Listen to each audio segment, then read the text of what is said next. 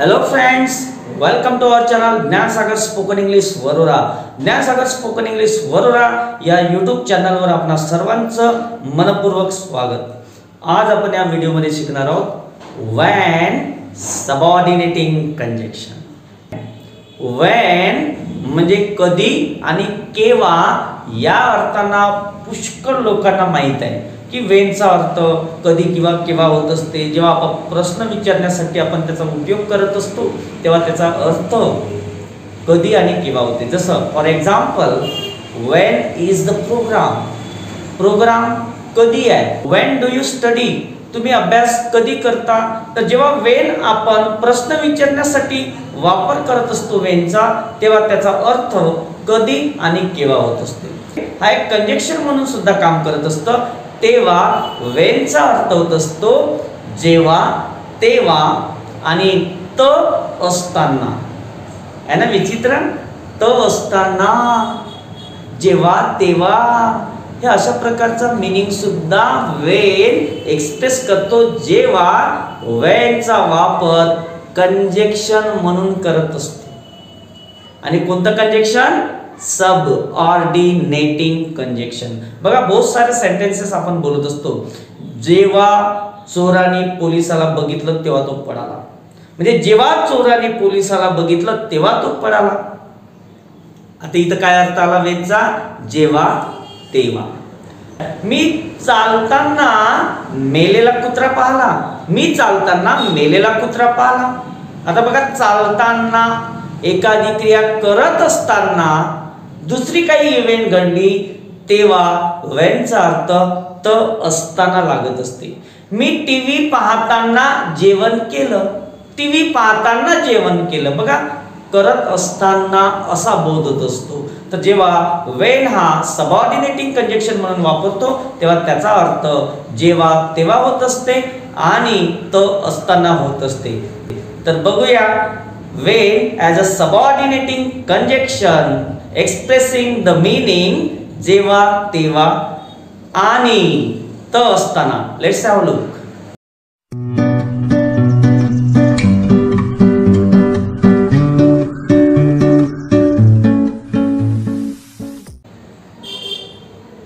Subordinating conjunction। आता subordinating मध्ये सुद्धा प्रकार आहेत। तो कंजक्शन काय सांगत असतो? टायमिंगचा बोध देत असतो, म्हणजे एखादी इव्हेंट कधी घडतं किंवा घडली याचा बोध देत असतो। म्हणून त्याला म्हटलेला व्हेनला सबऑर्डिनेटिंग कंजक्शन ऑफ टाइम। मग आता आपण जे व्हिडिओ बघणार आहोत ते सगळे सबऑर्डिनेटिंग कंजक्शन ऑफ टाइमचे बघणार आहोत, म्हणजे असे सबऑर्डिनेटिंग कंजक्शन जे टाइमशी रिलेटेड आहे। तर पहिला आपला आहे व्हेन। हॅलो, काय आहे पहिला? When subordinating conjunction. याचा अर्थ होत असते जेव्हा आपण दोन सेंटेन्स, दोन क्लॉजेस जॉईन करण्यासाठी वापर करत असतो ऍज अ सबऑर्डिनेटिंग कंजक्शन, तेव्हा व्हेनचा अर्थ जेव्हा, तेव्हा असा होत असतो। दुसरा परत मीनिंग होत असतो त असताना, त असताना, असे दोन meaning when as a subordinating conjunction म्हणून जेव्हा वापरतो तेव्हा त्याचा अर्थ होत असते। With the help of example बघा, जेव्हा चोराने पोलिसाला पाहिलं तेव्हा तो पळाला।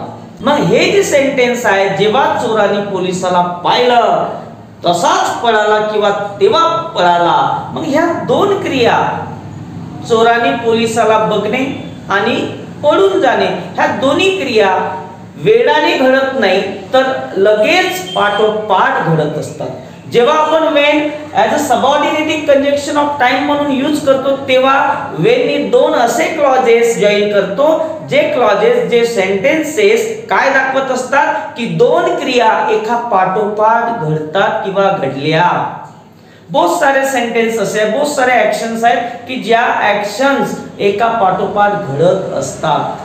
म्हणजे आता चोराने पोलिसाला पाहिलं, जेव्हा पाहिलं तेव्हा पळाला, मग पाहिल्यानंतर 2 दिवसांना पळाला का? नाही, पाहिल्याबरोबर पळाला, म्हणजे जेव्हा पाहिलं तेव्हा पळाला. तर अशा प्रकारचे सेंटेन्स बोलण्यासाठी आपण वेन या सबऑर्डिनेटिंग कंजक्शनचा वापर करत असतो. विथ हेल्प ऑफ एक्झाम्पल आपण समजून घेऊ. मग पहिली क्रिया जी आहे बघण्याची, जेव्हा चोराने पोलिसाला बघितले, पहिली क्रिया झाली. नंतर पळाला का पळाल्यानंतर चोराला बघितलं असं होणार का? नाही. तर यामध्ये जी क्रिया पहिलं घडते ती क्रिया आपण वेन ने दाखवत असतो, म्हणजे त्याआधी वेन येत असते ऍज अ सबऑर्डिनेटिंग कंजक्शन. आणि जी पहिली क्रिया असते ती क्रिया म्हणजे सबऑर्डिनेटिंग क्लॉज. ओके, ते सेंटेन्स काय दाखवतो? सबऑर्डिनेटिंग क्लॉज दाखवतो. Okay, so when the thief saw the police, जेव्हा चोराने पोलिसाला पाहिलं. आता सबऑर्डिनेटिंग कंजक्शन वेनला काऊन म्हणायचं? का कारण आहे? तर बघा, सबऑर्डिनेटिंग क्लॉज काय असते, सबऑर्डिनेटिंग कंजक्शन काऊन म्हटले जाते? तर सबऑर्डिनेटिंग कंजक्शन मध्ये जेव्हा आपण व्हॉट इज अ कंजक्शन घेतलं तेव्हा मी सांगितलं, आणि क्लासिफिकेशन ऑफ कंजक्शन मध्ये सबऑर्डिनेटिंग जे कंजक्शन आहे ते घेतलेलं आहे. तर ते बरोबर पाहून घेजा, जमवजा बरोबर आणि समजून घेजा, तरी पण सांगतो. आता बघा, when the thief saw the police, जेव्हा चोराने पोलिसाला बघितलं. आता समजा मी इथं थांबलो तर तुम्ही काय म्हणाल? सर सामोर्थ बोलाजी, जोपर्यंत मी सामोर्थ सेंटेन्स बोलत नाही तोपर्यंत यालाही अर्थ प्राप्त होत नाही. जेव्हा चोराने पोलिसाला बघितलं, थांबलो. आता सामोर जोपर्यंत बोलत नाही तोपर्यंत याला लेखाने मीनिंग प्राप्त होत नाही. म्हणजेच हा जो क्लॉज आहे, हा जो सेंटेन्स आहे, दुसऱ्या सेंटेन्सवर डिपेंड आहे. कशासाठी? मीनिंग साठी. म्हणून या क्लॉजला म्हणतात सबऑर्डिनेटिंग क्लॉज किंवा डिपेंडंट क्लॉज. बरोबर लक्ष द्या, समजलं पाहिजे, लय हार्ड टॉपिक आहे क्लॉजेस.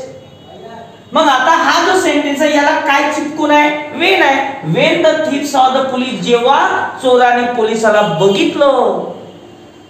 तर हा अधुरा मीनिंग एक्सप्रेस करत आहे. जेव्हा मी सामोरचं म्हणणार नाही तोपर्यंत याला पूर्ण अर्थ होणार नाही. आता बघा कसं होतं, Wien the thief saw the police, जेव्हा चोराने पोलिसाला बघितलं तेव्हा तो पळाला. आता तो पळाला म्हणल्यावर याला मीनिंग प्राप्त झाला. ओके, म्हणजे या सेंटेन्स मध्ये 2 क्रिया दाखवणारे 2 सेंटेन्स आले, 2 क्लॉजेस आले. एक जो दुसऱ्यावर डिपेंड राहते तो एक, तर त्याला आपण म्हणतो सबऑर्डिनेटिंग क्लॉज, आणि त्या क्लॉजच्या आधी जो कंजक्शन येतो त्याला म्हणतात सबऑर्डिनेटिंग कंजक्शन. मग आता जे सामोरचं सेंटेन्स कसं लिहायचं? तर कॉमाने लिहा. When the thief saw the police, he ran away, तो दूर पळाला. मग आता बघा, मी जर हे सेंटेन्स म्हटलं ही रॅन अवे, तो दूर पळाला, ते कंप्लीट मीनिंग दाखवत आहे. म्हणून हे जे सेंटेन्स आहे जे सेकंड ऍक्शन दाखवते ते प्रिन्सिपल क्लॉज आहे, मेन क्लॉज आहे, इंडिपेंडंट क्लॉज आहे. हे सेंटेन्स जर तुम्ही म्हटलं तर कशावरही डिपेंड नाहीये. पण हे जर म्हटलं when the thief saw the police, जेव्हा चोराने पोलिसाला बघितलं. आता जोपर्यंत मी सामोर म्हणत नाही मेन क्लॉज तोपर्यंत मीनिंग प्राप्त होत नाही. तर असा आहे क्लॉज, असा आहे जागरूकता. तर इथं 2 सेंटेन्स आहे. मग वेन असलेलं जे क्लॉज आहे त्याला म्हणतो आपण सबऑर्डिनेटिंग क्लॉज, आणि वेन ला म्हणतो सबऑर्डिनेटिंग कंजक्शन. मग तेव्हा अर्थ काय दाखवत असते? जेव्हा तेव्हा. जेव्हा Wien the thief saw the police, जेव्हा चोराने पोलिसाला बघितलं तेव्हा, कॉमा, ही रॅन अवे, तो दूर पळाला. ओके, मग तुम्ही मेन क्लॉज पहिले पण घेऊ शकता, याला असं पण म्हणू शकता. बघा, द thief ran away, चोर दूर पळाला. मेन क्लॉज आहे, कंप्लीट अर्थ दाखवत आहे. द thief ran away, चोर दूर पळाला. वेन, कधी? जेव्हा. When he saw the police, जेव्हा मेन क्लॉज आपण पहिले घेतो तेव्हा सबऑर्डिनेटिंग कंजक्शन मधात येते आणि त्याच्यानंतर येते सबऑर्डिनेटिंग क्लॉज. हा कंजक्शन आहे, हा सबऑर्डिनेटिंग क्लॉज आहे, हा कंजक्शन झाला. ठीक आहे. तर आता इथे वेन कुठं आला? मधात आला. दोन क्लॉजेसला जॉईन करत आहे. कोण? वेन. हा आपण एक लक्षात ठेवायचं, ज्या दोन क्रिया पाठोपाठ घडल्या कोणत्या? बघण्याची एक, बघितल्यानंतर पाहिल्यानंतर लगेच कोणती क्रिया झाली? पडण्याची झाली. तर त्या दोन्ही क्रिया पाठोपाठ घडत असतात, एका मागोमाग घडत असतात ना. अशा दोन क्रिया जॉईन करण्यासाठी आपण वेन या सबऑर्डिनेटिंग कंजक्शनचा वापर करतो. जेव्हा तेव्हा अशा अर्थाने. ओके. तर असं आहे सबऑर्डिनेटिंग कंजक्शन. वेन, जेव्हा तेव्हा, पहा इथं अर्थ एक्सप्रेस करत आहे. ठीक आहे. तर हा जो झाला सबऑर्डिनेटिंग क्लॉज झाला आणि सबऑर्डिनेटिंग क्लॉजच्या आधीच वेन आला पाहिजे. लक्षात ठेवायचं, नाही तुम्ही याच्या आधी लावा, कारण हे डिपेंड नाही आहे, हे मेन क्लॉज आहे. ओके. जो डिपेंड राहतो म्हणजे जी काही पहिली क्रिया आहे त्याच्या आधी सबऑर्डिनेटिंग कंजक्शन आला पाहिजे. दुसरे एकदा एक एक्झाम्पल घेऊ परत. लक्ष द्या. When I look at her, जेव्हा मी तिच्याकडे बघतो. When I look at her, जेव्हा मी तिच्याकडे बघतो. समोरच मुलांची sir, when I look at her, जेव्हा मी तिच्याकडे बघतो. आता समोरच बोलल्याशिवाय काही माहित होणार का? नाही. म्हणजे हा झाला डिपेंडंट क्लॉज, सबऑर्डिनेटिंग क्लॉज. आणि हा वेन ने आपण म्हटलं, वेन त्याच्या आधी लावलं या क्लॉजच्या आधी, म्हणून हा वेन झाला सबऑर्डिनेटिंग कंजक्शन. ज्याच्या आधी, ज्या क्लॉजच्या आधी लावतो त्याला म्हणतात सबऑर्डिनेटिंग क्लॉज. मग when I look at her, she start smiling, ती हसायला सुरुवात करते. जेव्हा मी तिच्याकडे बघतो तेव्हा ती हसायला सुरुवात करते, हसायला लागते. मग दुसरी क्रिया कोणती आहे? बघितल्याची, बघण्याच्या आधीच हसणार की बघण्याच्या नंतर? बघितल्यानंतर हसणार ना. हसण्याची क्रिया, स्माइल देण्याची क्रिया बघण्याच्या आधीच हसणार आहे का ते? मग सेकंड ऍक्शन कोणती आहे? हसणे स्टार्ट करणे. आणि काय पहिली क्रिया कोणती आहे?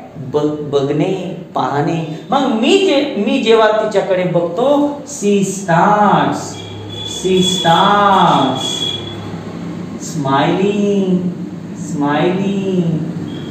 आता बघा, when I look at her, जेव्हा मी तिच्याकडे बघतो, सी स्टार्ट्स स्माइलिंग, ती हसायला सुरुवात करते. मग यामध्ये दोन क्रिया आहे, एक तिच्याकडे बघणे आणि दुसरी स्माइल करायला सुरुवात करणे. तर पहिले कोणते होणार? पहिले हसणार का, स्माइल देणार का आणि मग मी तिच्याकडे बघणार का? तसं नाही. मग पहिली क्रिया जी आहे ते वेन या सबऑर्डिनेटिंग कंजक्शनने आपण जॉईन करत असतो. आणि हे हा जो क्लॉज झाला तो झाला सबऑर्डिनेटिंग क्लॉज. आणि या सबऑर्डिनेटिंग कंजक्शन, हा कंजक्शन झाला. आणि हे सेंटेन्स काय? इंडिपेंडेंट आहे. सी स्टार्ट स्माइलिंग, ती हसायला सुरुवात करते. आहे का?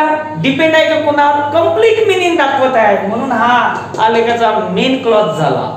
पण वेन नी जे क्लॉज म्हटलं मी ते अधुरा आहे.